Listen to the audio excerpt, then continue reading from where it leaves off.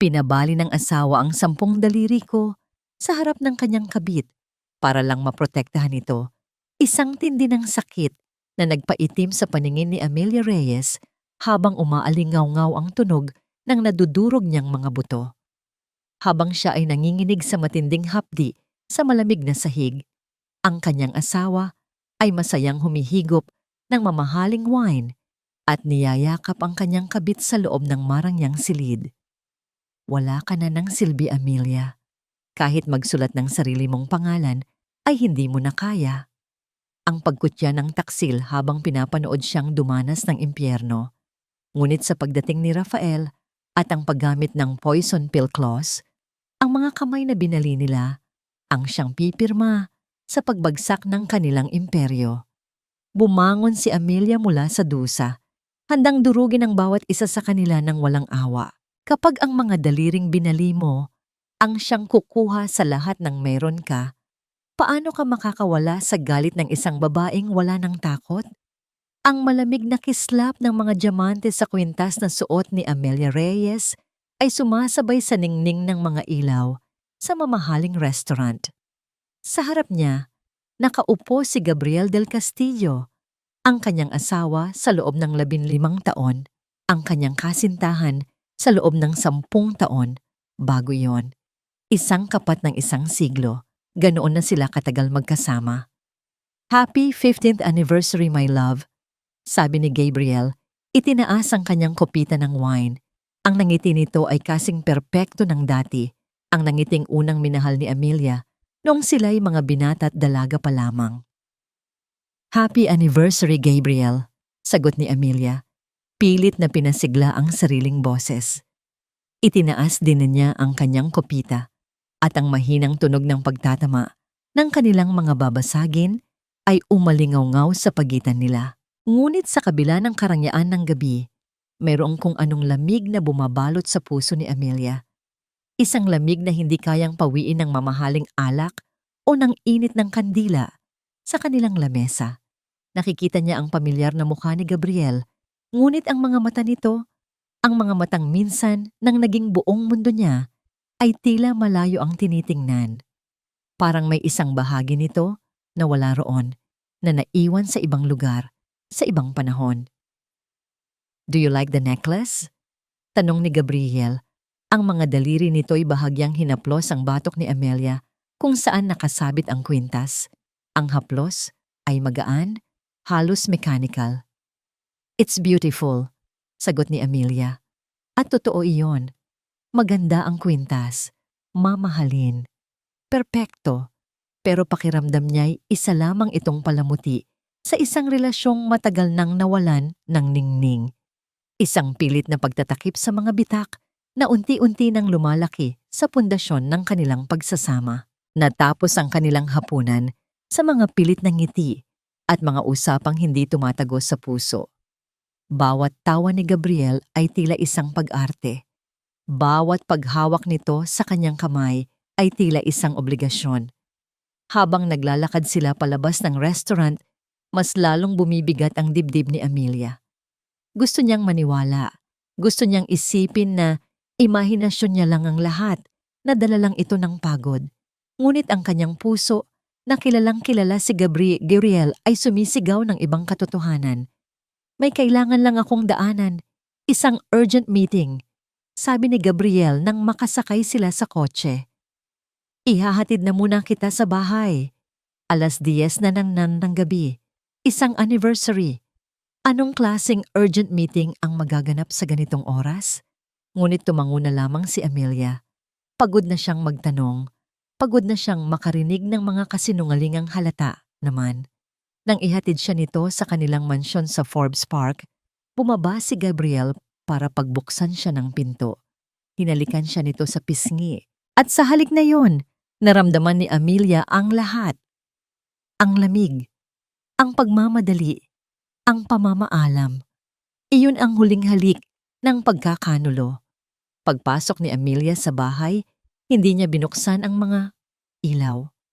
Nanatili siyang nakatayo sa dilim, pinakikinggan ang papalayong tunog ng sasakyan ni Gabriel. Ngunit sa pagkakataong ito, Hindi ito lumiko sa direksyon patungo sa opisina nito sa BGC. Lumiko ito sa kabilang daan. Isang malakas na puwersa ang nagtulak sa kanya. Hindi na niya kaya ang pagdududa. Kailangan niya ng kasagutan, kahit gaano pa ito kasakit. Kinuha niya ang susi ng sarili niyang sasakyan at walang pag-aalinlangang sumunod. Habang nagmamaneho siya sa ilalim ng nagsisimulang ambon, isang alaala ang biglang pumasok sa kanyang isip. Kanina sa restaurant, nang magpunta si Gabriel sa banyo, naiwan nito ang cellphone sa lamesa. Umilaw ito. At sa isang saglit, sa loob ng lock screen, nakita niya ang isang bahagi ng mensahe. Miss you already, G? C. Sino si C? At bakit namimiss na niya agad si Gabriel gayong magkasama sila ni Amelia? Ang mga tanong na yon ang nagbigay lakas sa nanginginig niyang mga kamay na humawak sa manibela. Sinundan niya ang sasakyan ni Gabriel. Bawat metro, bawat liko, ay tila isang suntok sa kanyang sikmura. Ang daang tinatahak nila ay hindi papunta sa opisina. Papunta ito sa isang kilalang 5-star hotel sa Bonifacio Global City. Pumarada siya sa di kalayuan, sa isang madilim na bahagi ng kalsada. Mula roon, kitang-kita niya ang labi ng hotel. At doon, sa ilalim ng maningning na ilaw ng chandelier, nasaksihan niya ang pagguho ng kanyang mundo. Bumaba si Gabriel mula sa kanyang sasakyan at mula sa isang taxi, sa likod nito, bumaba ang isang babae. Matangkad, balingkinitan, at nakasuot ng isang pulang bestida na tila humahamon sa gabi. Kahit malayo, kilala ni Amelia ang mukha na yon. Si Cassandra Valdez, isang starlet, isang artista na ilang beses na niyang nakita sa mga society pages. Ang sumunod na nangyari ay tila isang eksena sa pelikula na pinapanood ni Amelia sa slow motion. Sinalubong ni Gabriel si Cassandra. Ang nangiti ni Gabriel ngayon, hindi ito pilit. Buhay na buhay. Inakbayan nito ang babae at may ibinulong sa tainga nito na ikinatawa ni Cassandra. Isang tawang malandi, isang tawang puno ng tagumpay. Magkahawak kamay silang pumasok sa hotel. Hindi na malaya ni Amelia na bumubuhos na pala ang malakas na ulan. Kasabay ng mga luhang tuluyan ng bumagsak mula sa kanyang mga mata. Para siyang isang estatwa sa loob ng kanyang kotse, hindi makagalaw, hindi makahinga. Ang sakit ay hindi matukoy. Para itong lason na unti-unting kumakalat sa bawat ugat ng kanyang katawan. Pinaparalisa ang kanyang puso, dinudurog ang kanyang kaluluwa. Pero sa gitna ng matinding sakit, isang bagong damdamin ang nagsimulang umusbong. Galit, isang dalisay at nag-aapoy na galit. Pinunasan niya ang kanyang mga luha. Ang kanyang mga kamay, na kanina'y nanginginig, ay mahigpit na humawak sa manibela. Bumaba siya ng sasakyan, hindi alintana ang malakas na ulan na bumabasa sa kanyang mamahaling damit. Pumasok siya sa lobby ng hotel. Ang bawat hakbang ay mabigat, ngunit puno ng isang bagong determinasyon. Nagtanong siya sa front desk. Sa una, ayaw ibigay ng babae ang impormasyon. Ngunit nang makita nito ang pangalan sa credit card na iniabot ni Amelia Reyes, bigla itong namutla at ibinigay ang numero ng kwarto, Presidential Suite. Habang paakyat ang elevator, ang katahimikan ay nakakabingi. Tanging ang pagtibok ng sarili niyang puso ang kanyang naririnig. Puso na puno ng sakit, puno ng galit, at naghahanap ng hustisya. Huminto ang elevator. Lumabas siya. Ang hallway ay mahaba at nababalutan ng mamahaling carpet na siyang sumasalo sa tunog ng kanyang mga yapak. Sa dulo ng pasilyo, naroon ang pinto. Ang pinto na naghihiwalay sa kanyang buhay ng kasinungalingan at sa masakit na katotohanan. Habang papalapit siya, narinig niya sila. Ang halakhak ni Cassandra, ang malalim na boses ni Gabriel. Sila ay nagtatawanan, nagagalak. Habang siya, sa labas ng pinto, ay durog na durog. Huminto si Amelia sa tapat ng pinto.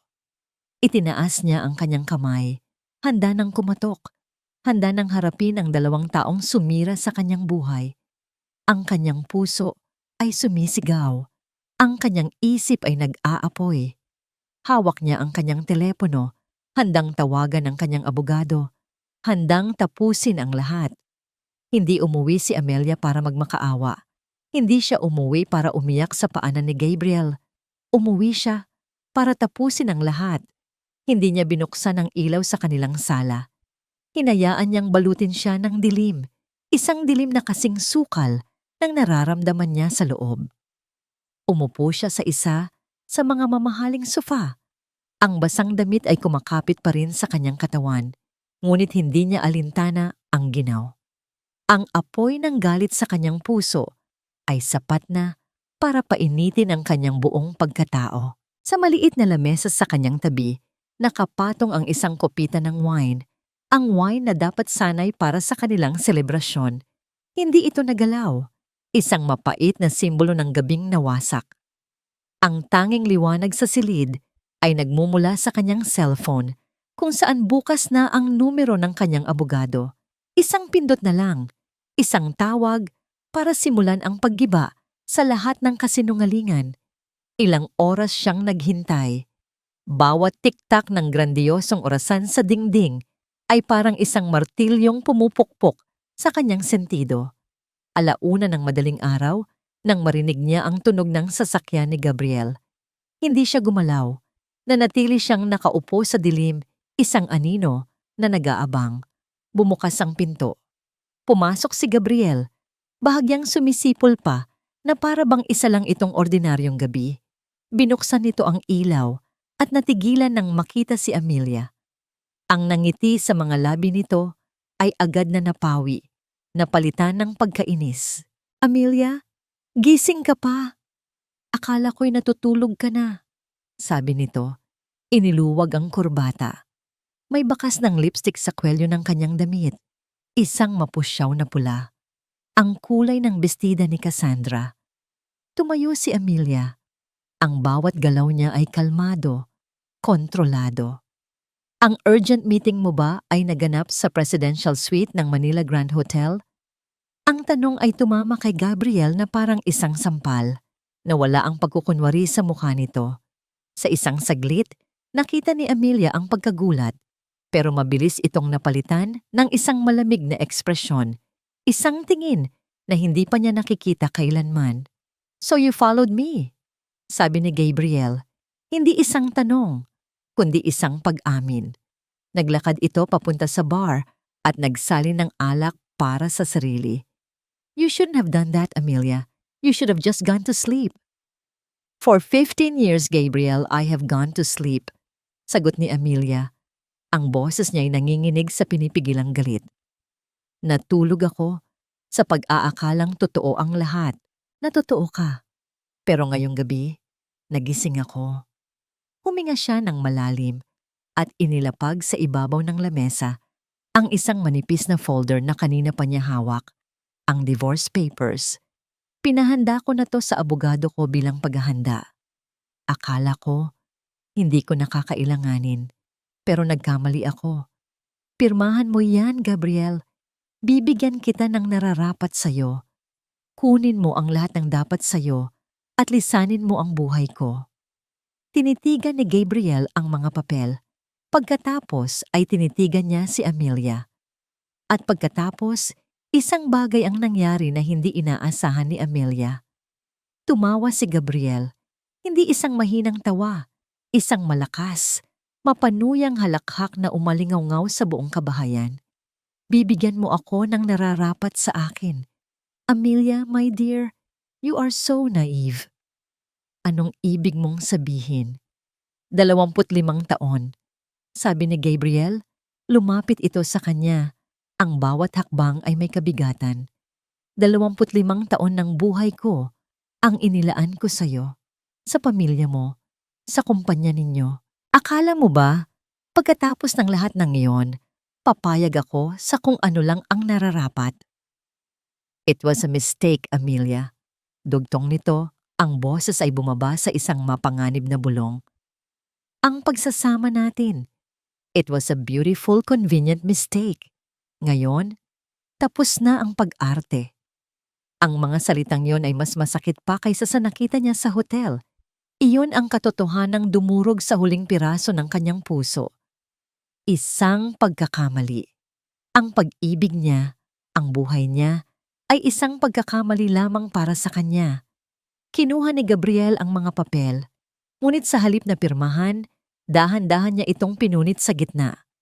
Pagkatapos ay pinunit niya ulit at ulit, hanggang sa ang mga piraso ng papel ay parang niyebe na bumagsak sa sahig na gawa sa marmol. Hindi ka makakakuha ng kahit isang sentimo, Amelia, sabi ni Gabriel, ang mukhay malapit na sa kanya. Lahat ng ito, ang bahay na ito, ang kumpanya, ang pangalan ng mga Reyes, mapupunta sa akin. Hindi mo magagawa yan, sigaw ni Amelia nanginginig. May prenuptial agreement tayo, ang batas ay nasa panig ko. Batas? Muling tumawa si Gabriel. Ako ang gumagawa ng sarili kong batas. Sa takot at desperasyon, dinampot ni Amelia ang kanyang cellphone para tawagan ang kanyang abogado. Ngunit bago pa man niya madial ang numero, isang malakas na kamay ang humablot nito mula sa kanya. Ibinato ni Gabriel ang telepono sa pader. Nagkadurog-durog ito. Walang tatawagan, sabi ni Gabriel. Ang boses ay malamig at walang emosyon. Kinuha niya ang sarili niyang telepono, nagdial ng numero. Sinong tinatawagan mo? Tanong ni Amelia, napapaatras. Ang galit niya ay unti-unting napapalitan ng takot. Isang matinding takot na lumalamon sa kanyang pagkatao. Hindi siya sinagot ni Gabriel. Itinapat nito ang telepono sa kanyang bibig. Pumunta kayo rito sa mansyon, ngayon din. Ibaba na sana nito ang tawag, ngunit muli itong nagsalita. Habang ang mga matay nakatitig ng diretso kay Amelia, isang tingin na puno ng kasamaan. At siguraduhin ninyo, sabi ni Gabriel sa kabilang linya, ang bawat salita ay mabagal at malinaw, na hindi siya makakapirma ng kahit anong dokumento sa loob ng mahabang panahon. Narinig ni Amelia ang kahulugan sa likod ng mga salitang iyon. Ang kanyang dugo ay tila nagyelo. Ang kanyang mga mata ay nanlaki sa hindi makapaniwalang pagkasindak. Gabriel, huwag, ngunit huli na ang lahat. Ilang sandali lang, bumukas ang pinto sa likod niya. Pumasok ang dalawang lalaking nakaitim. Malalaki ang katawan. Ang mga mukha ay walang ekspresyon. Hinarangan nila ang tanging daan palabas. Napaurong si Amelia hanggang sa ang likod niya ay tumama sa malamig na pader. Wala na siyang matatatakbuhan. Ang lalaking minahal niya, ang lalaking pinagkatiwalaan niya ng kanyang buhay, ay naging isang halimaw sa kanyang harapan. Gabriel, please. Pagmamakaawa niya, ang mga luha ay muling dumaloy sa kanyang mga pisngi. Ngunit si Gabriel ay ngumiti lamang. Isang ngiting demonyo. Pagkatapos ay tumalikod ito at naglakad papalayo. Iniwan siyang harapin ang mga tauhan nito. Gawin niyo na ang trabaho ninyo. Utos nito bago tuluyang lumabas ng silid. Isang malakas na kalabog ang narinig ni Amelia. Ang pinto ng sala ay isinara. Siya ay nakulong kasama ang dalawang anino na dahan-dahang lumalapit sa kanya. Ang huli niyang nakita ay ang pagtaas ng kamay ng isa sa kanila. Pagkatapos, isang matinding sakit ang kanyang naramdaman na sinundan ng kadiliman. Ang unang gumising kay Amelia ay ang amoy. Amoy ng antiseptiko, matalim, malinis, at hindi pamilyar. Kasunod nito ay ang sakit, isang kumikirot at tumitibok na sakit na nagmumula sa kanyang mga kamay, kumakalat sa kanyang mga braso hanggang sa buo niyang katawan. Dahan-dahan niyang iminulat ang kanyang mga mata. Malabo, puting kisame, puting pader, isang mahinang tunog ng makina sa kanyang tabi. Nasaan siya? Sinubukan niyang gumalaw, ngunit ang sakit sa kanyang mga kamay ay nagpatigil sa kanya. Ibinaba niya ang kanyang tingin, at doon nakita niya sila.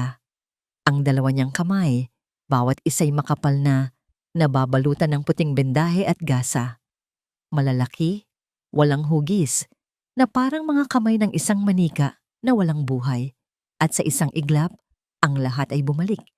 Ang malamig na tawa ni Gabriel, ang pagpunit sa mga papel, ang pagpasok ng dalawang anino, ang tunog ng nababasag na buto, ang sarili niyang sigaw na walang nakarinig. Hindi! Humihingal si Amelia, pilit na bumabangon, ngunit isang malumanay na kamay ang humawak sa kanyang balikat. Marahang pinipigilan siya. Dahan-dahan lang, Amelia. Ligtas ka na. Ang boses na yon, pamilyar. Isang boses mula sa nakaraan, isang boses na matagal na niyang hindi naririnig, ngunit hindi kailanman nalimutan. Ipinikit niya ang kanyang mga mata. Pagkatapos ay iminulat muli, tinitiyak na hindi siya nananaginip. At nang luminaw ang kanyang paningin, nakita niya ang mukha ng lalaking nagsalita.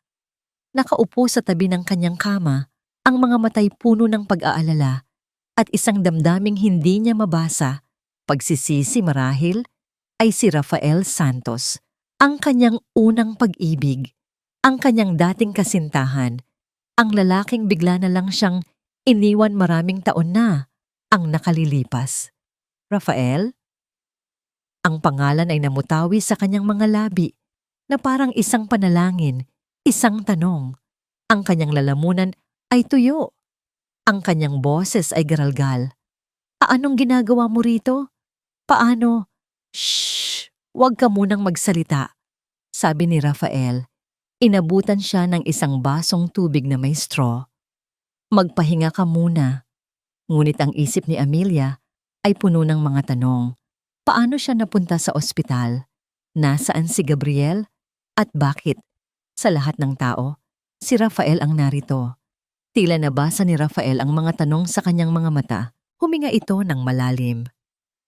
Nakatanggap ako ng tawag, isang anonymous tip mula sa isa sa mga kasambahay ninyo. Isang tapat na lingkod na natakot sa mga nangyayari. Nagmamadali akong nagpunta sa inyo. At doon kita natagpuan, Amelia. Huminto si Rafael at nakita ni Amelia ang galit na dumaan sa mga mata nito. Isang galit na para sa kanya.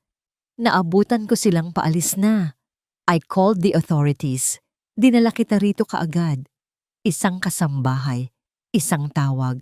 Iyon ang nagligtas sa kanya. Sa gitna ng lahat ng pagtataksil, may isang taong naging tapat. Ngunit ang pagkalito ni Amelia ay mas lumalim. Pero bakit ikaw, Rafael? Bakit mo pa rin? Dahil kahit kailan, hindi naman ako tumigil. Putol ni Rafael sa kanya. Ang boses ay puno ng pait. Hindi ako tumigil sa pagbabantay sa iyo mula sa malayo, Amelia. Isang pangako na binitiwan ko sa sarili ko, kahit hindi mo alam. Ang mga salitang yon ay tumagos sa puso ni Amelia. Ang lalaking inakala niyang nanakit sa kanya noon ay ang siya palang nagligtas sa kanya ngayon. Ang sakit, ang galit, ang pagkalito. Lahat ay naghalo-halo sa loob niya. At sa unang pagkakataon, mula nang magising siya, naramdaman niya ang pagtulo ng mainit na luha sa kanyang mga pisngi. Pero hindi ito luha ng kalungkutan. Ito ay luha ng bigat, ng pagkaubos, ng isang katotohanang napakasakit tanggapin. Dahan-dahang iniabot ni Rafael ang kanyang kamay, hindi para hawakan ang mga kamay ni Amelia na may benda, kundi para marahang haplusin ang kanyang braso. Isang haplos na puno ng pag-iingat at respeto. Ipinapangako ko sa iyo, Amelia. Sabi niya, ang boses ay matatag at puno ng determinasyon. Pananagutin natin siya. Hanggat hindi mo pa kayang gamitin ang iyong mga kamay, ako ang magiging mga kamay mo. Hanggat hindi mo pa kayang lumaban, ako ang magiging lakas mo. Hindi ka nag-iisa sa laban na ito. Hinding-hindi na. Sa mga sandaling iyon, sa loob ng sterile na silid ng ospital, isang bagay ang nagbago sa loob ni Amelia. Ang pangako ni Rafael ay parang isang maliit na kandila na sinindihan sa gitna ng isang napakalawak na kadiliman. Isang maliit na apoy ng pag-asa. Biglang bumukas ang pinto ng silid. Pumasok ang isang doktor na may hawak na clipboard. Ang mukha ay seryoso. Mrs. Del Castillo, bati ng doktor, tumingin sa chart. Ako po si Dr. Lim. Nagagalak po akong sabihing stable na ang inyong kalagayan. Ngunit kailangan po nating pag-usapan ang tungkol sa inyong mga kamay. Tumahimik ang buong silid. Tanging ang tunog ng heart monitor ang maririnig. May mga multiple fractures po sa inyong mga daliri. Ginawa po namin ang lahat ng aming makakaya sa operasyon. Paliwanag ng doktor sa isang kalmadong tono. Sa paglipas ng panahon at sa tulong ng therapy, manunumbalik po ang karamihan sa paggalaw nito. Ngunit, kailangan kong maging tapat sa inyo. Ang fine motor skills, ang kakayahang magsulat, humawak ng mga maliliit na bagay ng may precision, ay maaaring hindi na po manumbalik sa dati nitong kalagayan. Ang bawat salita ng doktor ay parang isang pako na ibinabaon sa kabaong ng pag-asa ni Amelia.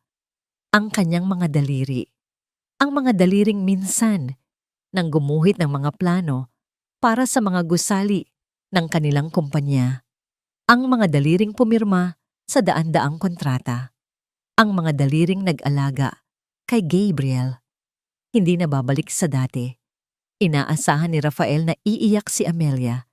Inaasahan ng doktor ang isang pagsabog ng emosyon, ngunit wala.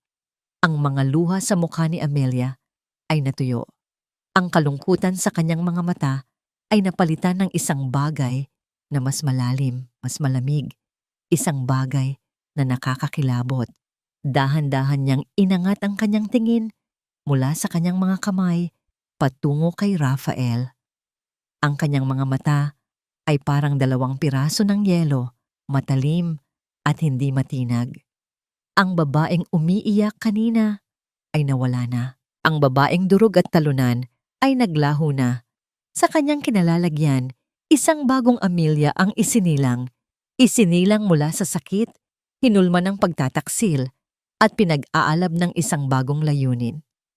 Kung gayon, sabi niya, ang boses ay mahina, ngunit matigas na parang bakal.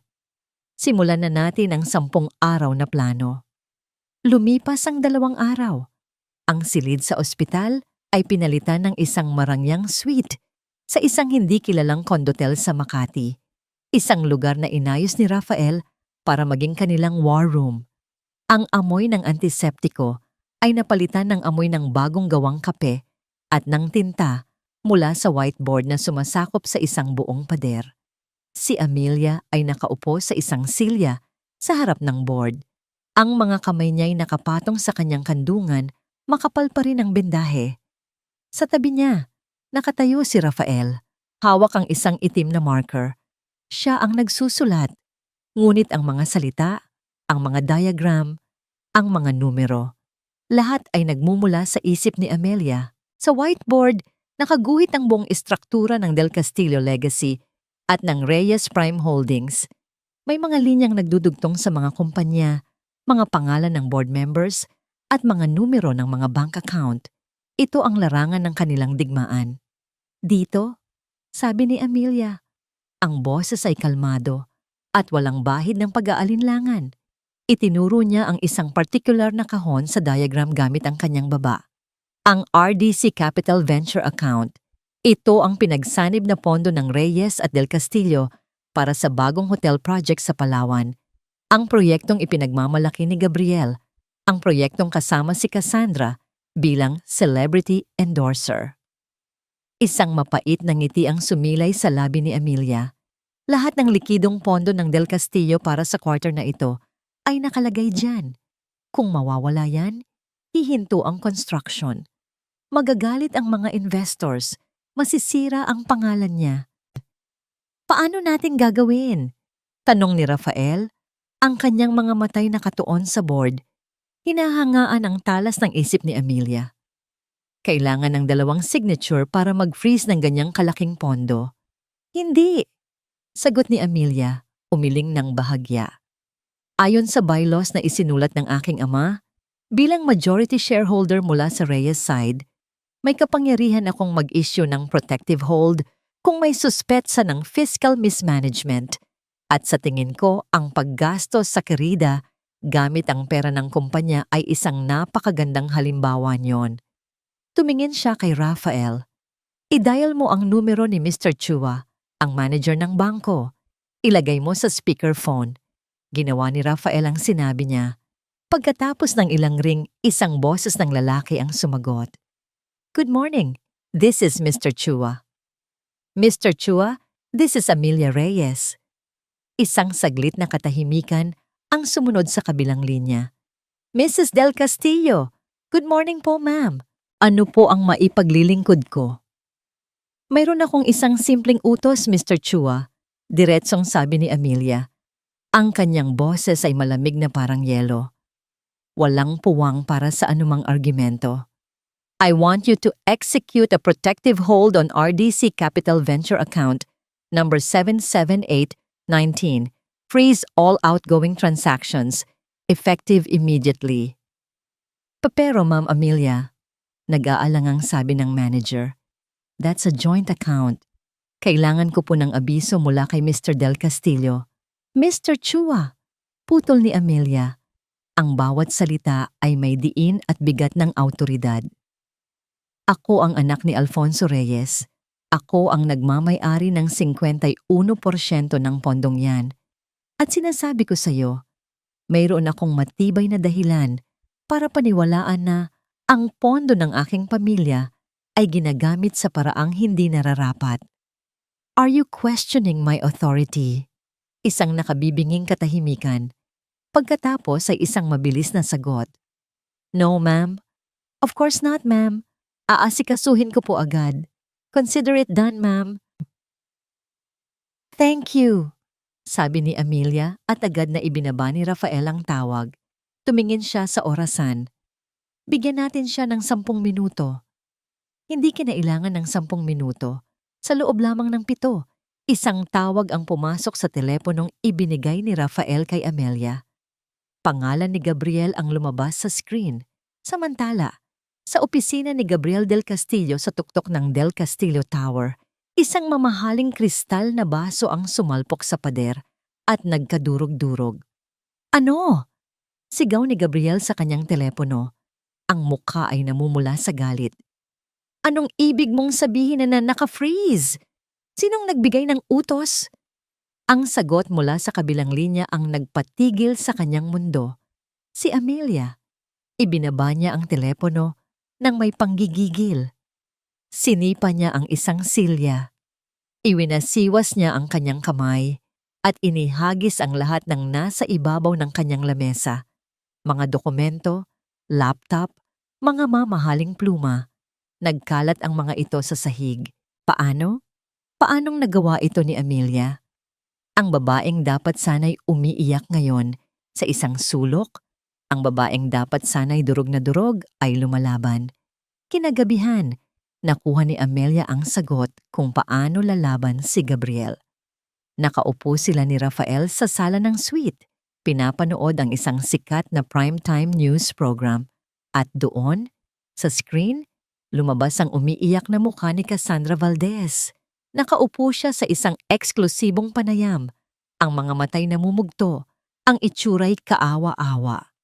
Hindi ko na po kaya ang paninirang ginagawa niya sa akin. Sabi ni Cassandra sa reporter, humihikbi. Mahal ko po si Gabriel, at ang pagmamahal na yon ay totoo. Pero si Mrs. Del Castillo, hindi niya matanggap. Tinatakot niya ako. Ginigipit niya ang aming negosyo. Parang awa na niyo na. Tigilan na niya sana. Walang binanggit na pangalan si Cassandra. Ngunit malinaw kung sino ang kanyang tinutukoy. Ang reporter ay nagpatuloy sa pagtatanong. Nagpinta ng isang larawan. Si Amelia bilang isang desperada, selosa, at nawawala sa sariling asawa na gagawin ang lahat para sirain ang tunay na pag-ibig. Pinatay ni Rafael ang telebisyon. Walang hiya. Ginagamit niya ang media para siraan ka. Para palabasin na ikaw ang masama. Ngunit hindi nagpakita ng galit si Amelia. Tinitigan niya ang blankong screen. Ang kanyang mukha ay isang kalmadong maskara. Inaasahan ko na to, sabi niya. Marumi siyang maglaro. Hindi siya lalaban sa boardroom. Lalaban siya sa opinyon ng publiko. Gusto niyang palabasin na wala ako sa tamang pag-iisip. Ilang sandali pa, tumunog ang telepono ni Amelia. Muli, pangalan ni Gabriel. Sa pagkakataong ito, sininyasan niya si Rafael na sagutin ito at i-record. Hello? Amelia? Ang boses ni Gabriel sa kabilang linya ay hindi nagalit. Ito ay mababa, malamig, at puno ng pagbabanta. Magaling! Magaling ang unang galaw mo. Pero, binabalaan na kita. Itigil mo na ito habang maaga pa. Tapos ka na ba? Walang emosyong sagot ni Amelia. Isang sandaling katahimikan. Pagkatapos ay isang mahinang tawa. Hindi mo alam kung sino ang kinakalaban mo. May mga bagay tungkol sa pamilya mo, Amelia. Mga sikretong inilibing ng ama mo sa limot. Isang maling galaw mo pa. At huhukayin ko ang lahat ng iyon at isasampal sa buong mundo. Tingnan natin kung paano mo haharapin ang mga tao kapag nalaman nila ang madilim na sikreto ng mga Reyes. Ang pagbabanta ay binitiwan sa hangin, mabigat at puno ng lason. Bago pa man makasagot si Amelia, ibinaba na ni Gabriel ang tawag. Tumingin si Rafael kay Amelia. Ang muka ay puno ng pag-aalala. Anong sikreto ang sinasabi niya? Hindi sumagot si Amelia. Nakatitig siya sa kawalan, ang kanyang isip ay bumabalik sa nakaraan. Ang kanyang determinasyon ay hindi natinag, ngunit sa unang pagkakataon, mula nang magsimula ang lahat, isang anino ng pag-aalinlangan ang dumaan sa kanyang mga mata. Anong sikreto ang sinasabi niya, Amelia? Ang tanong ni Rafael ay nanatiling nakabitin sa hangin sa pagitan nila. Ang banta ni Gabriel ay parang isang makamandag na ahas na gumapang sa loob ng kanilang war room, nag-iiwan ng lamig at pagdududa. Tumingin si Amelia kay Rafael. Sa ilalim ng artipisyal na ilaw ng kanilang tinataguan, nakita niya ang lalim ng pag-aalala sa mga mata nito. Sa loob ng ilang araw, si Rafael ang kanyang naging mga kamay, kanyang boses, kanyang lakas. Ngunit sa tanong na ito, naramdaman ni Amelia ang isang pader na biglang itinayo sa pagitan nila. Isang pader na gawa sa mga taon ng katahimikan at mga hindi nasagot na tanong. Wala akong alam na sikreto, mahinang sagot ni Amelia. Ngunit kahit sa sarili niyang pandinig, ang kanyang mga salita ay kulang sa paninindigan. Pananakot niya lang yon para patigilin ako. Ngunit umiling si Rafael, lumapit ito at umupo sa silyang nasa tapat niya. Ang kanilang mga tuhod ay halos magkadikit. Ang distansya ay malapit, ngunit ang agwat sa kanilang mga puso ay tila napakalayo. Hindi, Amelia, sabi ni Rafael. Ang boses ay seryoso at puno ng pait. Hindi niya yon pananakot. Mayroon siyang alas. At sa tingin ko, alam ko kung ano yon. Tinitigan siya ni Amelia. Ang kanyang puso ay biglang nagsimulang tumibok ng mas mabilis. Anong ibig mong sabihin? Huminga ng malalim si Rafael. Tila nag-iipon ng lakas para sa isang bagay na matagal na niyang itinatago. Naaalala mo pa ba noong araw na dapat sana'y magpapakasal na tayo? Paano niya malilimutan? Iyon ang pinakamasayang araw ng kanyang buhay na biglang naging pinakamalungkot. Ang simbahan ay nakahanda. Ang mga bisita ay naroon. Siya, sa kanyang puting bestida, ay naghihintay. Ngunit si Rafael ay hindi dumating. Ang tanging natanggap niya ay isang maikling sulat. Patawarin mo ako. Hindi na kita mahal. Ang alaala ay sariwa pa rin. Isang sugat na hindi kailanman naghilom ng lubusan. Sinira mo ang buhay ko ng araw na yon, Rafael, sabi ni Amelia. Ang sakit ay muling bumabalik. Iniwan mo ako ng walang paliwanag dahil wala akong pagpipilian. Ang boses ni Rafael ay tumaas, puno ng emosyon na sa unang pagkakataon ay hindi niya itinago. Amelia, Sa tingin mo ba ganoon kadali para sa akin na iwanan ang babaeng pinakamamahal ko sa mismong araw ng aming kasal? Sa isang madilim na sulok ng kanyang opisina, ipinikit ni Rafael ang kanyang mga mata at ang nakaraan ay bumalik sa kanya na parang isang masamang panaginip. Isang batang-batang Rafael Santos ang nakatayo sa loob ng opisina ng ama ni Gabriel, si Don Ricardo del Castillo. Si Don Ricardo ay isang makapangyarihang lalaki na may mga matang kasing lamig ng bakal. Bata, sabi ni Don Ricardo, habang naglalagay ng isang folder sa ibabaw ng kanyang lamesa. Mahal mo ba talaga si Amelia Reyes? Opo, Don Ricardo. Mahal na mahal ko po siya. Magalang na sagot ng batang Rafael. Tumawa si Don Ricardo, isang tawang walang kagalakan. Binuksan niya ang folder. Sa loob, naroon ang mga dokumento, mga larawan, mga ebidensya ng isang kaso ng katiwalaan na kinasangkutan ng ama ni Rafael, isang kagalang-galang na hukom, isang kasong matagal nang ibinaon sa limot, isang pagkakamali mula sa kabataan. Ang pamilya Santos ay may malinis na pangalan, sabi ni Don Ricardo. Isang mantsa lang na tulad nito at guguho ang lahat. Ang reputasyon ng iyong ama, ang kinabukasan ng inyong law firm, ang lahat ng pinaghirapan ninyo. Nanginginig ang mga kamay ni Rafael habang tinitingnan ang mga papel. Ano po ang gusto ninyo? Simple lang, sabi ni Don Ricardo. Ang anak ko, si Gabriel, ay mahal na mahal din si Amelia. Matagal na, pero lagi kang nakaharang. Layuan mo si Amelia Reyes. Hayaan mo ang anak ko na makuha ang nararapat para sa kanya. Kapag ginawa mo yon, ang folder na ito ay mananatiling nakasara, magpakailanman. Pero kapag nagmatigas ka, sisirain ko ang pamilya mo, Rafael. Sisirain ko kayo sa paraang hinding-hindi na kayo makakabangon muli. Ang sikreto, sabi ni Rafael, ang boses ay basag, ay hindi tungkol sa pamilya mo, Amelia. Ito ay tungkol sa pamilya ko. Ikinuwento niya ang lahat. Ang pagbabanta, ang blackmail, ang imposibleng pagpipilian na ibinigay sa kanya, ang pag-ibig ng kanyang buhay o ang kaligtasan at karangalan ng kanyang buong pamilya. Pinili kong saktan ka para iligtas sila. Pag-amin ni Rafael, ang mga luha ay nagsisimula nang mamuo sa kanyang mga mata. Isinulat ko ang liham na yon habang dinudurog ang sarili kong puso. Bawat salita ay isang kasinungalingan, Amelia. Dahil ang totoo, mula noon hanggang ngayon, hindi nagbago ang nararamdaman ko. Si Amelia ay nakatitig lamang sa kanya, hindi makapagsalita.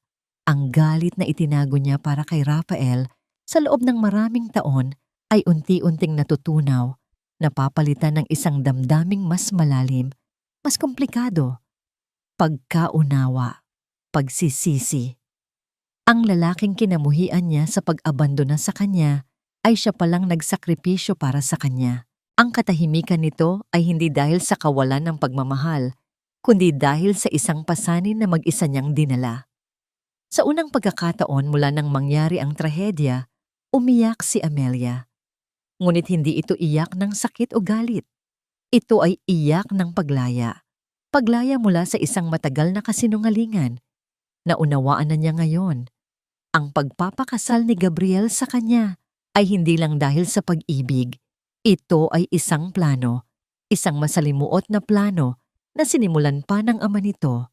Inalis nila si Rafael sa landas para si Gabriel ang makapasok. Ang buong buhay niya, ang buong pag-ibig niya ay itinayo sa pundasyon ng isang napakalaking panlilinlang. Ang pag-iyak ni Amelia ay napalitan ng isang tawa. Isang tawang walang saya, puno ng kabalintunaan. Pagkatapos, ang tawa ay naging galit. Isang dalisay na galit na ngayon ay may mas malinaw na direksyon. Hindi na lang ito para sa sarili niya. Ito ay para na rin sa buhay na ninakaw mula sa kanya at kay Rafael. Pinunasan niya ang kanyang mga luha. Tumingin siya kay Rafael. Ang kanyang mga mata ay nag-aalab sa isang bagong determinasyon. Hindi na nila tayo masisira pa, Rafael, sabi niya. Laban na ito hindi lang para sa akin, para ito sa ating dalawa. Ipakita natin sa kanila kung ano ang mangyayari kapag sinubukan nilang sirain ang mga taong wala nang natitirang ikakatakot.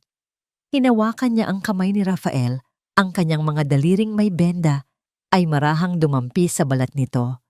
Sabihin mo sa akin ang tungkol sa poison pill clause na iniwan ng aking ama. Ang pagbabago sa tono ni Amelia ay biglaan at kapansin-pansin. Ang sakit ay naging lakas. Ang kalungkutan ay naging sandata. Ang kanilang pinagsamang nakaraan ay naging mitya para sa isang mas malaking laban. Pagkatapos ng emosyonal na pag-uusap, isang bagong uri ng katahimikan ang namayani sa kanilang war room. Hindi na ito ang katahimikan ng pag-aalinlangan, kundi ang katahimikan ng nagkakaisang layunin. Ang mga pader sa pagitan ni na Amelia at Rafael ay tuluyan ng gumuho. Ang natira ay 2 taong sinaktan ng iisang kaaway, at ngayon ay handa ng lumaban ng magkasama. Inilabas ni Rafael mula sa kanyang briefcase ang isang luma at makapal na dokumento. Ang orihinal na kopya ng kasunduan sa pagsasanib ng Reyes Prime Holdings at Del Castillo Legacy na pinirmahan 16 na taon na ang nakalilipas 1 taon bago sila ikasal ni Gabriel. Ang iyong ama, si Don Alfonso, ay isang henyo sa negosyo, sabi ni Rafael, habang maingat na inilalatag ang marupok na mga pahina sa lamesa. Pero higit pa roon, isa siyang taong hindi basta-basta nagtitiwala, lalo na sa mga Del Castillo. Binuklat niya ang dokumento hanggang sa marating ang isang partikular na seksyon, ang Addendum C, Special Provisions. Matagal kong pinag-aralan ito, Amelia, sabi ni Rafael. Ang kanyang daliri itinuturo ang isang partikular na talata na nakasulat sa napakaliit na letra. Ito ang poison pill clause. Sa labas, mukha lang itong isang standard na morality clause, isang probisyon na nagpoprotekta sa pangalan ng kumpanya mula sa iskandalo. Ngunit ang pagkakabuo ng mga salita, ito ay henyo. Binasa niya ito ng malakas. In the event that a key executive from the Del Castillo party is found with irrefutable evidence to have engaged in acts of gross moral turpitude or fiscal malfeasance that brings dishonor to the Reyes family name and legacy, all voting shares held by the Del Castillo family in the joint venture shall be rendered null and void and automatically revert to the primary ownership of the Reyes estate. Tumingin si Amelia kay Rafael, ang kanyang mga mata ay nanlalaki sa pagkamangha. Null and void. Hindi lang basta-basta grounds for termination, kundi mawawala ang lahat sa kanila. Eksakto, sabi ni Rafael. Parang isang laso na nakatago sa kontrata, naghihintay na mainom kung mapapatunayan natin ang 2 bagay. Una, ang kanyang pakikiapid kay Cassandra. At pangalawa, mas mahalaga, na ginagamit niya ang pondo ng kumpanya para sa relasyong yon. Kung makakakuha tayo ng hindi matatawarang ebidensya, matatalo natin si Gabriel sa isang iglap. Hindi lang natin siya ididiborsyo, babawiin natin ang buong kumpanya na pinaghirapan ng iyong ama. Isang pakiramdam ng pag-asa, mas malakas kaysa sa anumang naramdaman niya sa mga nakalipas na araw, ang bumuhos sa puso ni Amelia. Ito na ang kanilang sandata, ang pamana ng kanyang ama. Ngunit paano natin makukuha ang ebidensya? Tanong ni Amelia. Nasa loob ng sistema ng Del Castillo ang lahat ng datos. Protektado. Imposibleng mapasok. Hindi kung meron tayong tulong mula sa loob, sabi ni Rafael. Isang maliit na ngiti ang sumilay sa kanyang mga labi. Kinuha niya ang kanyang telepono. May isang tao akong naisip. Isang taong mas tapat sa iyong ama kaysa sa sino man. Idinayal niya ang numero. Matapos ang ilang sandali, isang matandang boses ang sumagot. Hello? Mr. De Leon? Si Rafael Santos po ito. Si Mr. De Leon, ang matandang chief accountant ng Reyes Prime Holdings na sa pilitang pinagretiro ni Gabriel, 2 taon na ang nakalipas. 1 taong puno ng integridad na ang buong buhay ay inilaan sa paglilingkod sa pamilya Reyes. Sa isang tahimik na coffee shop sa isang sulok ng Quezon City, kinabukasan, nagkita sina Rafael at Mr. De Leon. Inilatag ni Rafael ang lahat, ang nangyari kay Amelia, ang plano ni Gabriel at ang tungkol sa poison pill clause. Ang mukha ni Mr. De Leon ay nagbago mula sa pagkalito, patungo sa pagkabigla at nagtapos sa matinding galit. Ang walang hiyang lalaking yun, sabi ng matanda. Ang mga kamay ay nanginginig. Alam kong may masama siyang balak mula pa noong una. Pinilit niya akong magretiro dahil natatakot siyang may makita ako sa mga libro.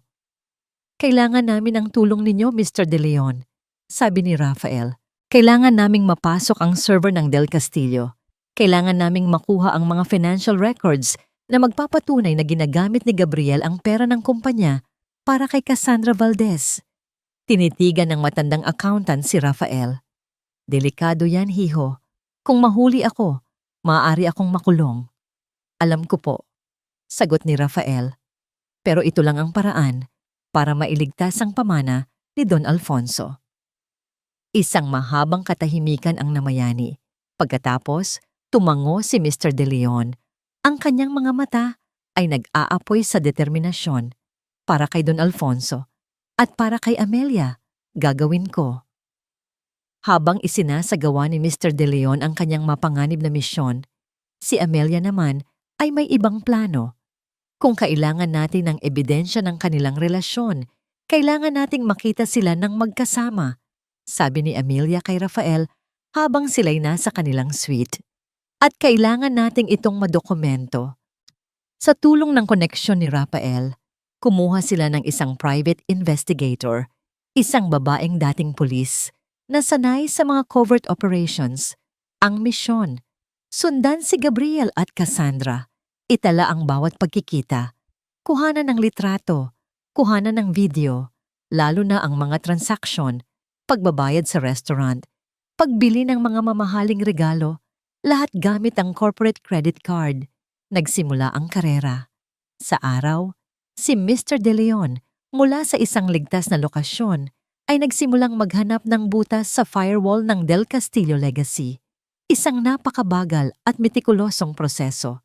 Sa gabi, ang private investigator naman ang kumikilos.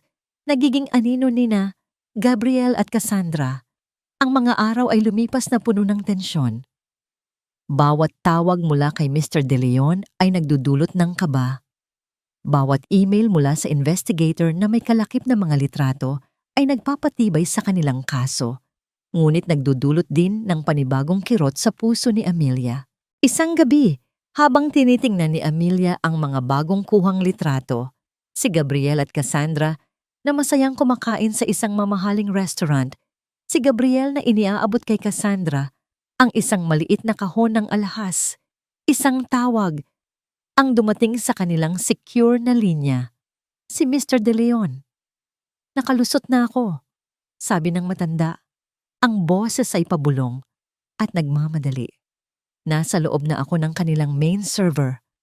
Pero mas mahigpit ang seguridad kaysa sa inaasahan ko. Mayroon silang silent alarm. Alam na nilang may nakapasok. Kailangan kong magmadali. Isasend ko na ang mga file ngayon din. Kailangan nyo nang umalis dyan, Mr. De Leon.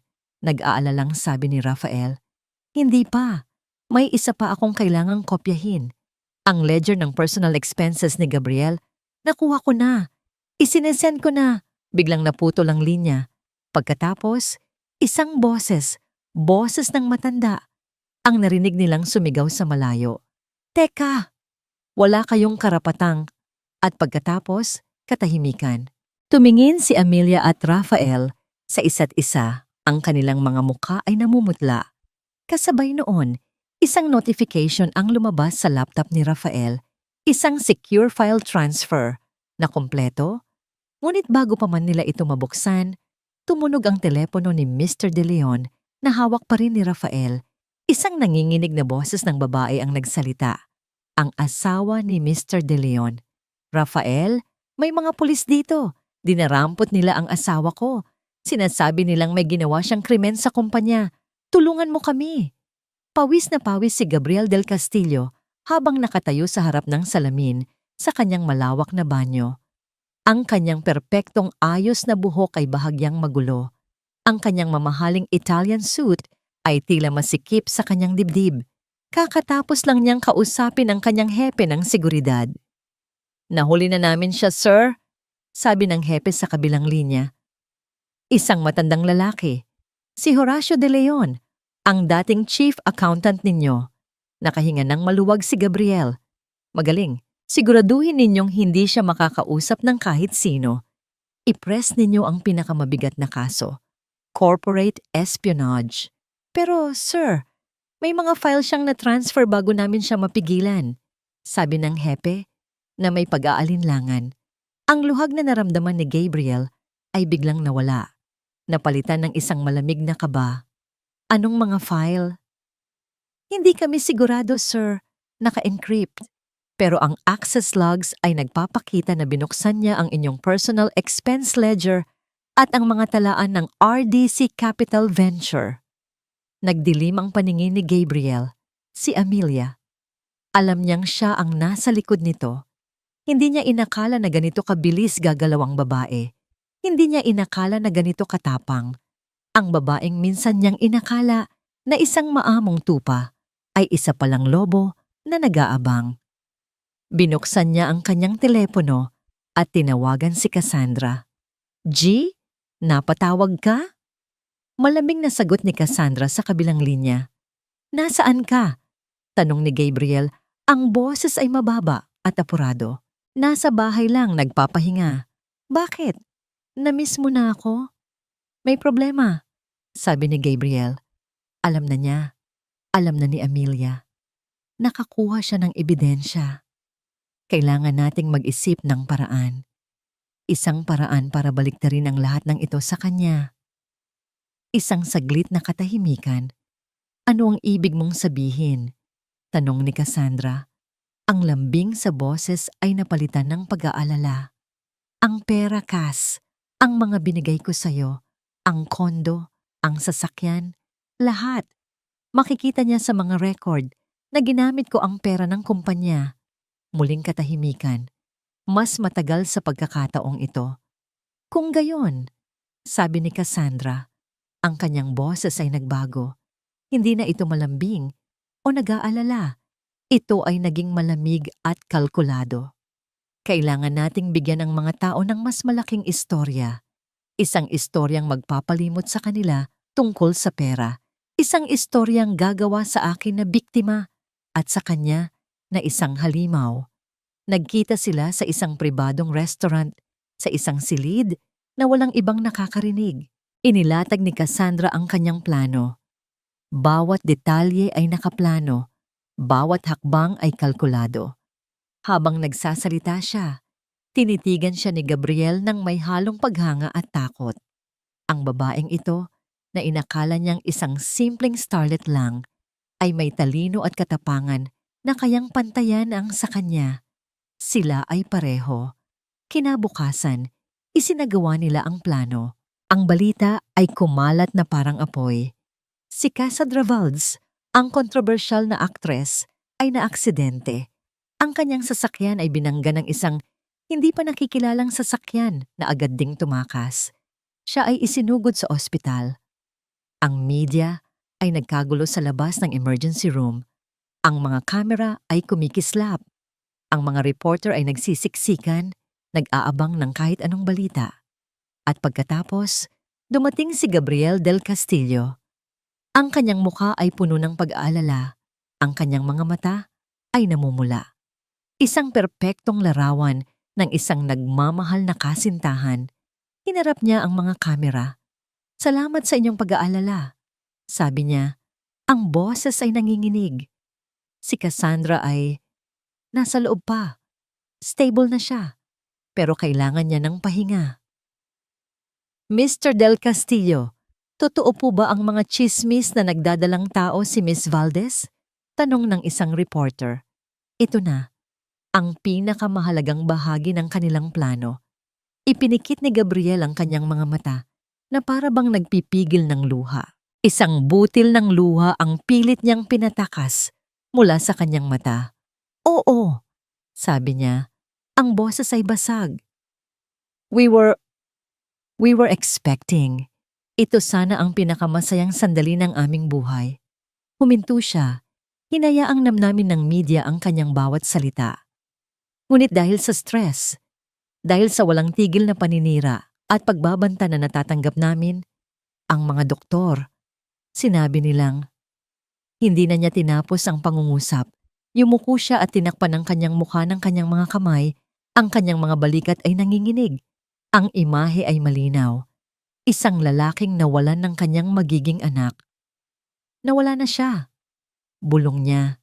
Sapat lang para marinig ng mga mikroponong nakatutok sa kanya. Ang anak namin, nawala na. Ang eksena ay perpekto. Isang obra maestra ng pag-arte at manipulasyon. Sa loob ng suite, si Amelia at Rafael ay tahimik na pinapanood ang lahat sa telebisyon. Ang kanilang mga mukha ay hindi maipinta. Buntis? Hindi makapaniwalang bulong ni Amelia. Nakalaglag? Isang kasinungalingan, sabi ni Rafael. Ang kanyang mga kamao ay nakakuyom. Ito ang diversion. Ito ang malaking istoryang sinasabi ni Cassandra. Wala silang pruweba na ikaw ang nasa likod ng aksidente. Pero sa mata ng publiko, ikaw na ang may kasalanan. Ikaw ang selosang asawa na naging dahilan ng pagkawala ng isang inosenteng buhay. At tama si Rafael. Sa mga sumunod na oras, ang social media ay sumabog. Ang simpatya ng publiko ay bumuhos para kina Gabriel at Cassandra. Ang galit naman ay ibinunton kay Amelia. Ang hashtag na "Justice for Cassandra" ay nagtrending. Si Amelia Reyes ay hindi na lang isang asawa. Siya na ngayon ay isang kontrabida, isang mga agaw, isang mamamatay tao sa imahinasyon ng lahat. Ang kanilang mga telepono ay hindi tumigil sa pagtunog. Mga tawag mula sa mga miyembro ng board ng Reyes Prime Holdings, mga maimpluwensyang kaibigan ng pamilya, lahat ay nagtatanong, lahat ay naghuhusga. Kailangan nating itanggi ito, Amelia. Sabi ni Rafael, kailangan nating maglabas ng sarili nating pahayag. Ngunit umiling si Amelia. Ang kanyang mukha ay kalmado, ngunit ang kanyang mga mata ay nag-aapoy.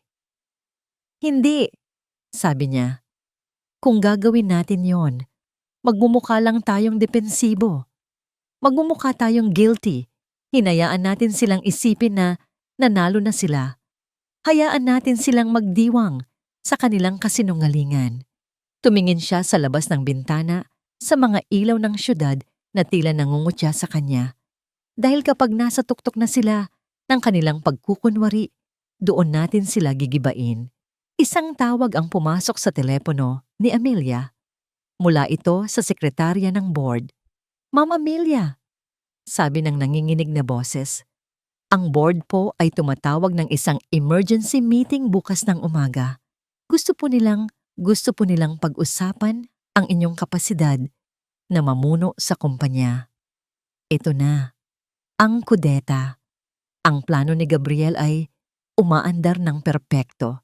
Ibinaba ni Amelia ang telepono. Ang bigat ng buong mundo ay tila nasa kanyang mga balikat. Sa isang iglap, siya ay nag-iisa laban sa lahat. Ang paglalakad ni Amelia, papasok sa gusali ng Reyes Prime Holdings, kinabukasan ay parang pagtawid sa isang dagat ng mapanghusgang mga mata. Ang mga gwardya, ang mga empleyado, ang mga taong minsan ay yumuyuko sa kanya bilang tanda ng paggalang, ngayon ay tinitingnan siya na may halong awa at pagkasuklam. Ang mga bulungan ay sumusunod sa kanya na parang mga anino. Siya na yon. Nakakaawa, pero grabe ang ginawa niya. Nabulag sa selos. Hindi niya sila pinansin. Itinuon niya ang kanyang paningin sa dulo ng pasilyo, sa malaking pinto ng boardroom. Ang kanyang mukha ay isang blangkong maskara, ngunit sa loob, ang kanyang puso ay dinudurog. Sa tabi niya, si Rafael ay tahimik na naglalakad. Ang kanyang presensya ay isang matatag na suporta. Ngunit kahit siya ay hindi kayang pigilan ang agos ng opinyon ng publiko. Pagpasok nila sa boardroom, ang tensyon ay halos nahihipo. Ang mahabang lamesa na gawa sa mahogany ay napapaligiran ng mga miyembro ng board. Mga matatandang lalaki at babae na mga kaibigan at kasamahan ng kanyang ama. Mga taong nakita siyang lumaki. Ngayon, ang kanilang mga mukha ay seryoso, malamig, at walang emosyon. Sa kabilang dulo ng lamesa, nakaupo si Gabriel. Ang kanyang braso ay nakapulupot sa balikat ni Cassandra, na nakaupo sa tabi niya, mukhang mahina at kaawa-awa. Ang drama ay hindi pa tapos. Amelia, nagsalita si Mr. Velasco, ang chairman ng board at ang pinakamatalik na kaibigan ng kanyang ama. Salamat sa iyong pagdating. Alam nating lahat kung bakit tayo naririto. Ang mga kamakailang kaganapan ay nagdulot ng malaking pinsala sa reputasyon ng ating kumpanya. Hindi ako ang may kasalanan sa pinsalang ito, matatag na sagot ni Amelia. Ang kanyang tingin ay diretso kay Gabriel. Yan ang problema, Amelia, sabi ng isa pang board member, si Mrs. Santiago. Ang publiko ay hindi naniniwala sa iyo. Ang ating mga stocks ay bumagsak ng 15% sa loob lamang ng isang umaga. Kailangan nating kumilos. At ano ang gusto ninyong gawin? Tanong ni Amelia. Sa sandaling iyon, tumayo si Gabriel. Ang kanyang mukha ay puno ng pagkukunwaring kalungkutan. Mga kaibigan, mga kasama, walang sino man ang mas nasasaktan sa mga nangyayaring ito kaysa sa akin.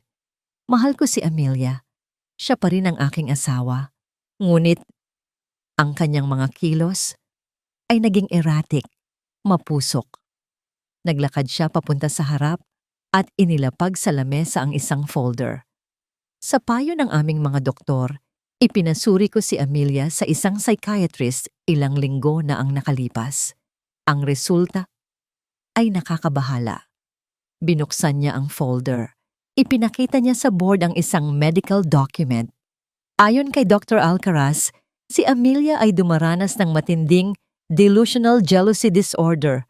Sabi ni Gabriel, ang kanyang boses ay puno ng awa. Isang kondisyon kung saan ang isang tao ay nakakabuo ng mga maling paniniwala tungkol sa kanyang partner. Nagiging paranoid, may kakayahang manakit sa sarili at sa iba. Isang kasinungalingan. Sigaw ni Rafael tumayo. Peke ang dokumentong yan. Isang paninira. Peke ba, Attorney Santos? Tanong ni Gabriel, tinaasan siya ng kilay. Nandito ang pirma ng isang lisensyadong doktor. Mayroon ka bang maipapakitang katibayan para kontrahin ito? Natigilan si Rafael. Ang dokumento ay mukhang lehitimo. Ang pirma ay perpekto. Isang napakagaling na pamimeke. Sa sandaling iyon, wala silang maipakitang pruweba. Ang mga miyembro ng board ay nagtinginan. Ang pagdududa sa kanilang mga muka ay napalitan ng paniniwala. Ang kwento ni Gabriel ay perpektong umaangkop sa lahat. Ang isang babaeng may sakit sa pag-iisip. Isang asawang nag-aalala. Isang biktimang naipit sa gitna. Dahil dito, nagpatuloy si Gabriel, at para na rin sa kapakanan ni Amelia at ng kumpanya, iminumungkahi ko na si Amelia ay mag-take ng isang indefinite leave of absence para makapagpagamot siya. At habang siya'y wala, ako bilang kanyang asawa at bilang COO ang pansamantalang mamamahala. Ang katahimikan sa silid ay nakakabingi. Tinitigan ni Amelia ang bawat miyembro ng board, mga taong minsan niyang tinawag na tito at tita. Hinahanap niya ang kahit isang kakampi, ngunit ang nakita niya lang ay mga matang umiiwas, mga mukhang puno ng pag-aalala, hindi para sa kanya, kundi para sa kumpanya. All in favor of the motion for Mrs. Del Castillo's indefinite leave? Tanong ni Mr. Velasco, ang kanyang boses ay mabigat. Isa-isang nagtaas ng kamay ang mga miyembro. Isa, dalawa, tatlo, lahat. Bawat kamay na tumataas ay parang isang patalim na tumatarak sa puso ni Amelia. Sila ay pinili ng kanyang ama, ngunit ngayon, sila ay kumakampi sa lalaking sumisira sa kanya. Ang motion ay aprobado. Anunsyo ni Mr. Velasco, hindi makatingin ng diretso kay Amelia. Amelia, for the good of the company, I must ask you to leave the premises. Iniwan siyang walang kalaban-laban. Tumayo si Amelia. Hindi siya umiyak. Hindi siya sumigaw. Ang lahat ng emosyon ay nawala sa kanyang mukha. Napalitan ng isang nakakakilabot na katahimikan. Naglakad siya palabas ng boardroom, kasunod si Rafael. Habang dumaraan siya sa tabi ni Gabriel, huminto siya. "Magsaya ka na!" Bulong niya. Sapat lang para marinig ni Gabriel. Dahil hindi ito magtatagal.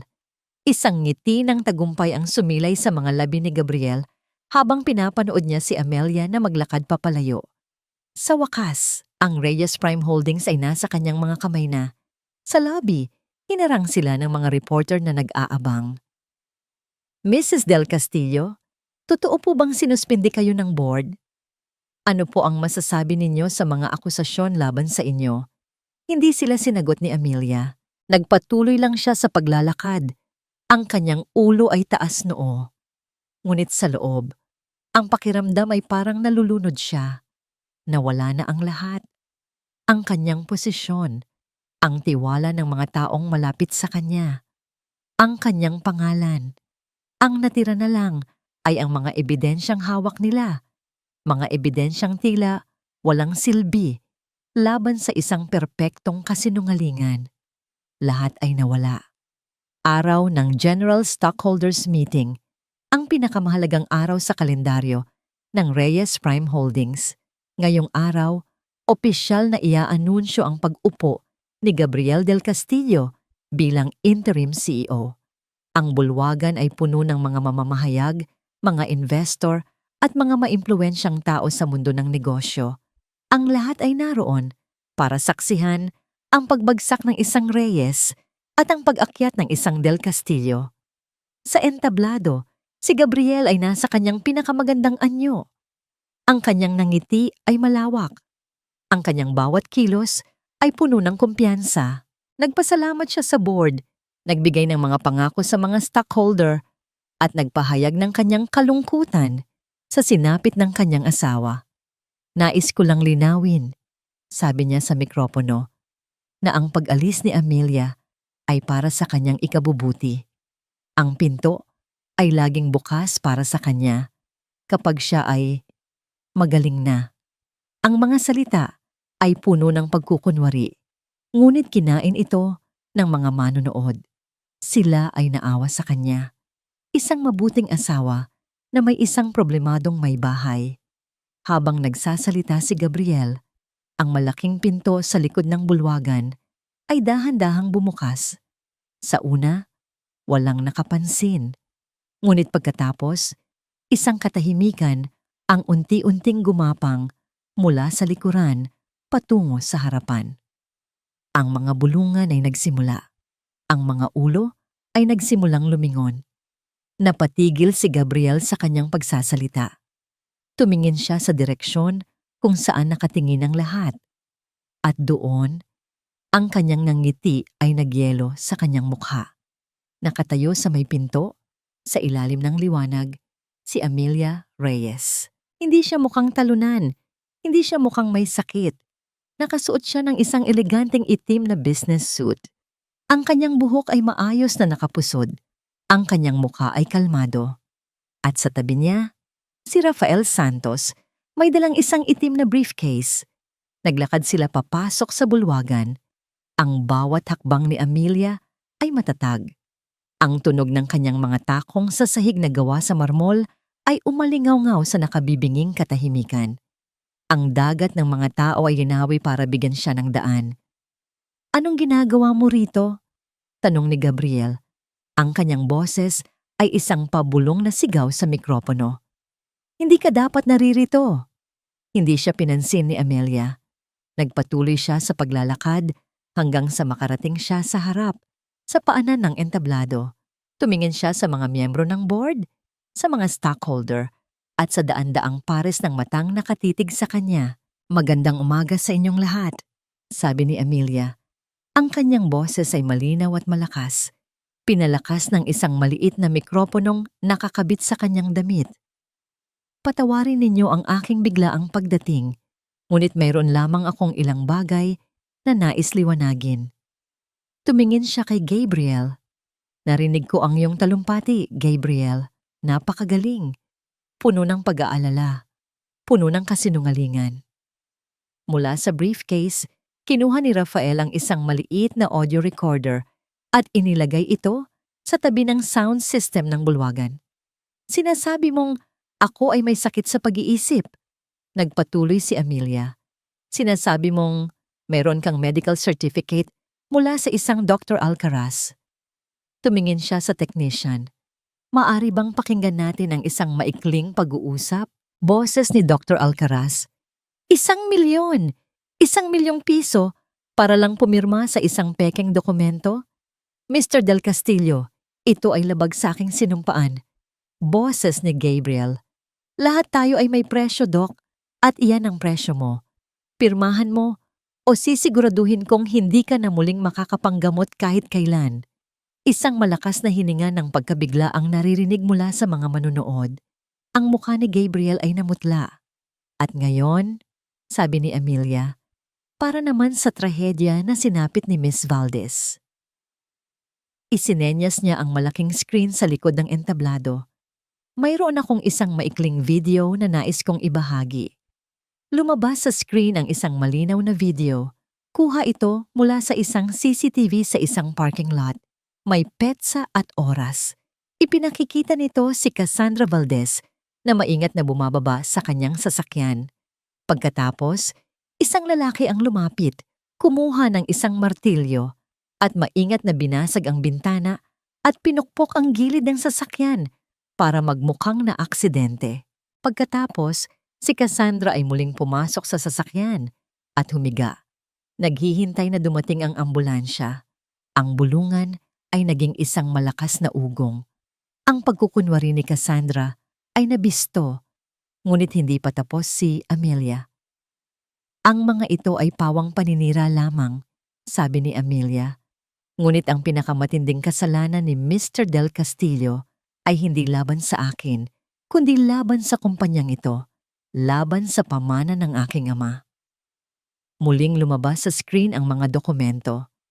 Ang mga financial ledger na nakuha ni Mr. De Leon, bawat transaksyon ay naka-highlight.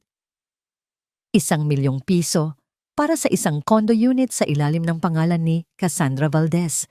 500,000 para sa isang European na bakasyon.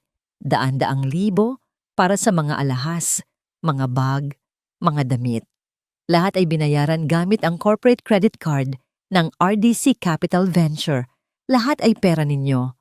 Sa puntong yon, tumayo si Rafael. Hawak niya ang isang kopya ng kontrata ng pagsasanib.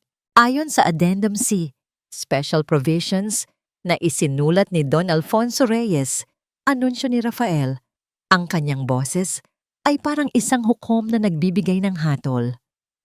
Kapag ang isang ehekutibo mula sa pamilya Del Castillo ay napatunayang gumawa ng mga kilos na nagdudulot ng kahihiyan sa pangalan ng pamilya Reyes, gamit ang hindi matatawarang ebidensya. Tumingin si Rafael kay Gabriel na ngayon ay nakatayo na parang isang estatwang gawa sa yelo. I hereby declare the poison pill clause activated. Isang nakakabinging katahimikan. Lahat ng voting shares na hawak ng pamilya Del Castillo ay ngayon ay null and void. Ang buong pagmamay-ari ay babalik sa pamilya Reyes, effective immediately.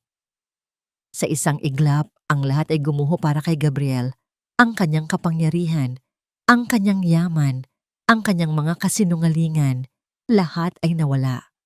Kasabay ng pag-anunsyo ni Rafael, ang pinto sa likod ng bulwagan ay muling bumukas. Ngunit sa pagkakataong ito, hindi si Amelia ang pumasok. Mga pulis, may dalang posas. Naglakad sila ng diretso sa entablado, papunta kay Gabriel, na ngayon ay napaluhod na sa sahig, hindi makapaniwala sa nangyayari.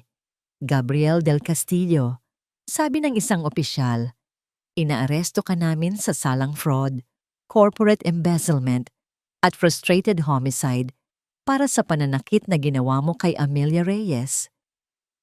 Habang pinupusasan siya, ang kanyang mga mata ay naghahanap kay Amelia sa gitna ng mga tao. Ang kanilang mga mata ay nagtagpo. Sa mga mata ni Amelia, wala ng galit, wala ng sakit. Ang tanging nakita niya ay isang malamig at payapang hustisya. Ang huling imahe na nakita ng lahat ay si Gabriel del Castillo, ang makapangyarihang CEO, na kinaladkad palabas ng bulwagan na parang isang ordinaryong kriminal. Lumipas ang 3 buwan, ang alikabok mula sa digmaan ay tuluyan ng humupa. Ang pangalan ni Amelia Reyes ay nalinis.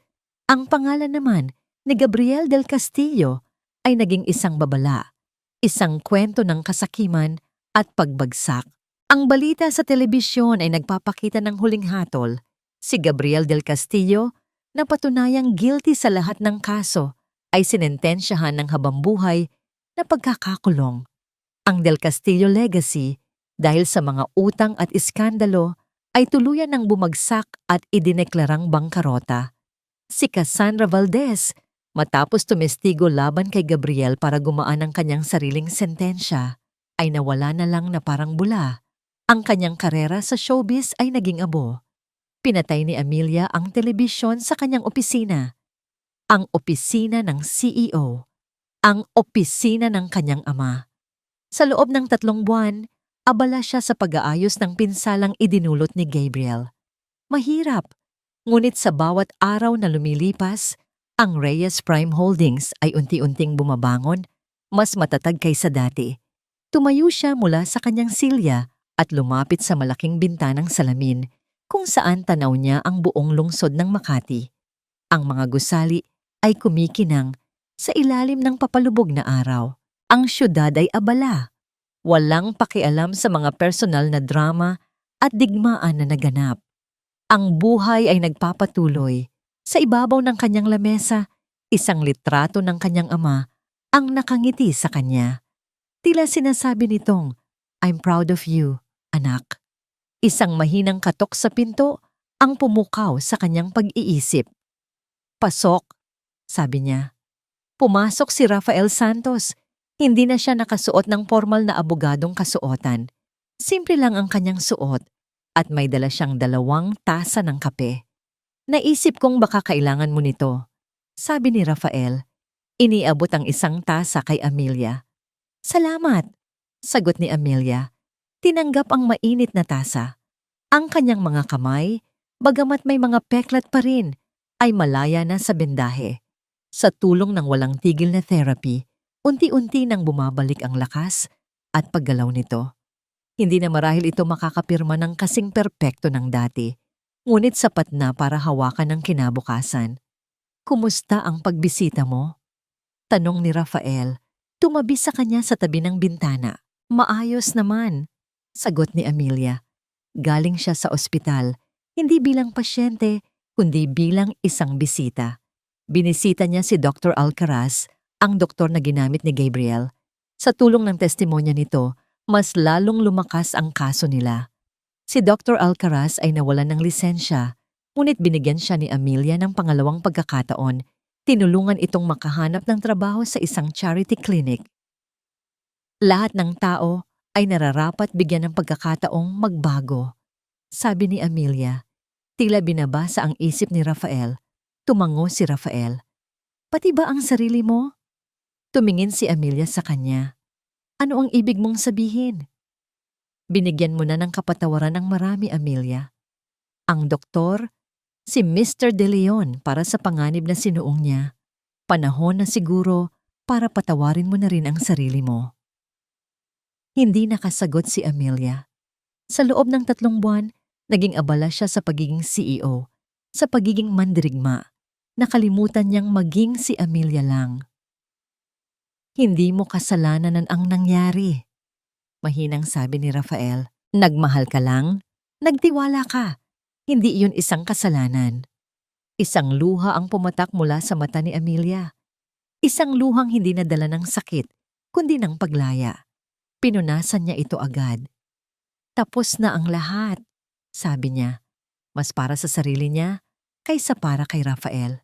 Hindi, sabi ni Rafael. Isang maliit na ngiti ang sumilay sa kanyang mga labi. Ngayon pa lang ito magsisimula. Sabay silang tumingin sa papalubog na araw. Ang langit ay may kulay kahel, rosas at lila.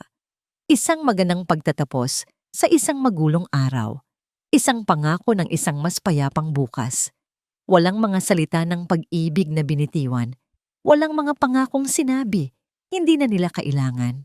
Ang kanilang mga pinagdaanan ay mas matibay pa kaysa sa anumang salita. Handa ka na ba? Tanong ni Rafael.